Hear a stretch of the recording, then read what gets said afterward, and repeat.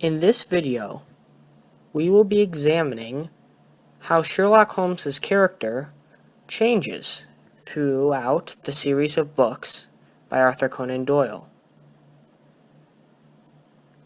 We will also be considering the different ways in which Arthur Conan Doyle looked at his books and his writings on Sherlock Holmes. Arthur Conan Doyle was a great fan of detective stories. He enjoyed reading authors such as Edgar Allan Poe.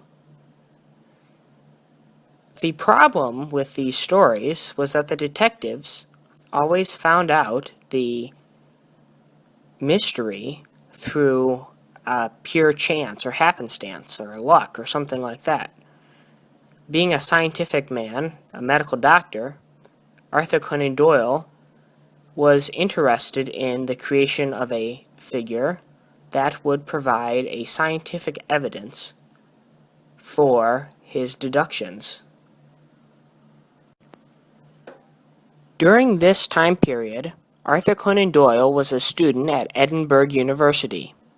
One of his professors, Dr. Joseph Bell, exhibited some of the qualities that Doyle was looking for in a detective.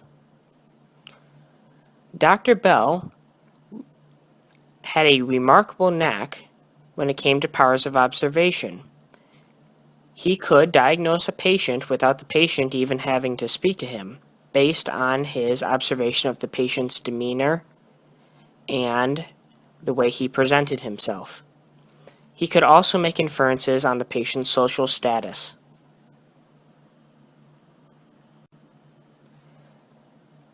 The fact that this man could actually do these things assisted Arthur Conan Doyle in his creation of Sherlock Holmes.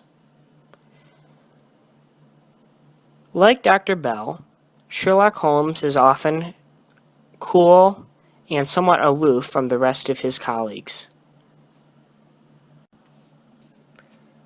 Arthur Conan Doyle's first book, with Sherlock Holmes in the title role, was published in 1887. It was called A Study in Scarlet.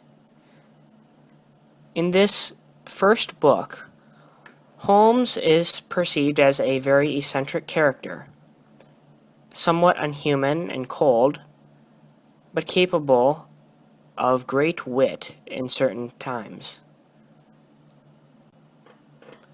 The narrator, John Watson, is frequently astounded by his ability to make inferences based on his powers of observation. As the series go on, Holmes will retain his great powers of observation and will frequently use these to solve his cases.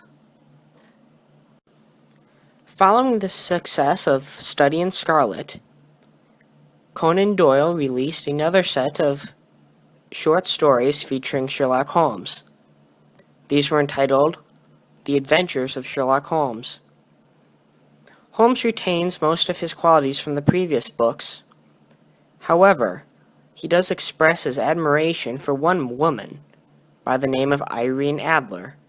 This is probably the only time in any of the books that he expresses a large amount of admiration for any of the female race. At this time, Arthur Conan Doyle was getting rather tired of the Holmes stories. He preferred to concentrate his efforts on historical novels, which he found to be his greatest achievements. The public, however, demanded more Holmes. The Strand magazine, which published Arthur's works, also offered large sums of money for Arthur Conan Doyle to continue writing Holmes stories. Arthur originally asked a tremendous amount of money, £50 a story, which was quite a lot back then, for each of his stories. The Strand, however, was willingly paid that much, and so Arthur Conan Doyle went ahead and wrote the memoirs of Sherlock Holmes. This collection of short stories presented Holmes in a slightly different light. We find two stories of Holmes when he was younger, before he had met John Watson. One of them involved his first case, in which he helped a college friend solve an ancient family mystery. We see Holmes here being a little more introspective, giving a little bit more of his opinion on the world and other things, but continuing to remain a sharp-witted detective throughout. This book is also notable for the fact that Arthur Conan Doyle killed Holmes at the end of this series. In the short story entitled The Final Problem, Holmes fell to his death locked in the arms of his foe, Professor Moriarty.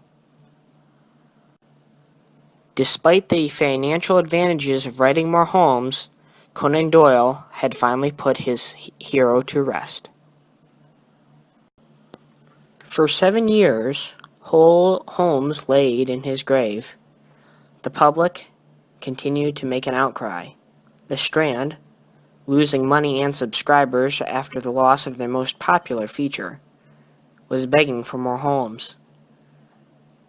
In 1901, Arthur Conan Doyle published The Hounds of the Baskervilles. This was a posthumous story about Sherlock Holmes, occurring before his death. Holmes had not yet risen again. Following this, after another year, Conan Doyle finally picked up the pen and wrote a series entitled The Return of Sherlock Holmes. The first book in the series explains how Holmes reappears from certain death. The rest of the series concentrates on his return to his normal practice. In these stories, and in the ones following, Arthur Conan Doyle does not pay quite as much attention to the small details, such as Dr. Watson's first name, or where he received his wound while in Afghanistan. It is believed, based on Dr. Doyle's documentation, that he decided to not trouble himself about these matters because he was concentrating on the plot of the story. Critics say, however, that this was due to a "I need to get this done" approach, because of Arthur Conan Doyle's reluctance to bring back Holmes. They believe that he merely did it for the money, and not out of the love and joy of writing. After the return of Sherlock Holmes, Arthur Conan Doyle wrote 2 more collections of short stories about Sherlock Holmes. These were entitled The Case Book of Sherlock Holmes and His Last Bow. These short stories did not show the same ingenuity and tact used in the previous Holmes stories, but they were still a commercial success. Conan Doyle never really does put his hero finally to rest. He merely states that he retired to a small village by the seacoast and enjoyed raising bees. Arthur Conan Doyle's method of creating new mysteries was to take the solution and then work backwards, creating the mystery as he went. This approach allowed for a unified structure and a ability to eliminate flaws in the design before they became too apparent. To the day of his death, Arthur Conan Doyle would still say that his historical novels would take precedence over his Sherlock Holmes stories. Hundreds of thousands of readers, however, disagree with him. Sherlock Holmes remains one of the most popular detective figures ever created, and probably will for some time to come.